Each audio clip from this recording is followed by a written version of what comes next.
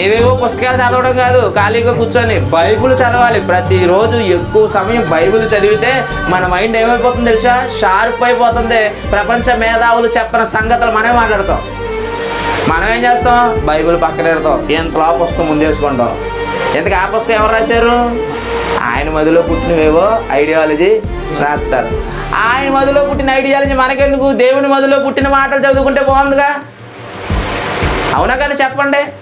ముందు బైబిల్ బాగా చదవండి, తర్వాత ఎవరన్నా పుస్తకం ఉంటే తర్వాత చదువుకోండి. మనం ఏం చేస్తాం? బైబిల్ పక్కన పడేస్తాం. పుస్తకాల మీద పుస్తకాల మీద. మా అబ్బాయి అంటే పుస్తకాలు పురుగండి అంటారు, మా అమ్మాయి అంటే ఇంకా పుస్తకాలండి చెద పురుగండి. ఆ చెద తినేస్తే ఏమైతే పుస్తకాలు నవ్వులేస్తుంది మొత్తం అంతా.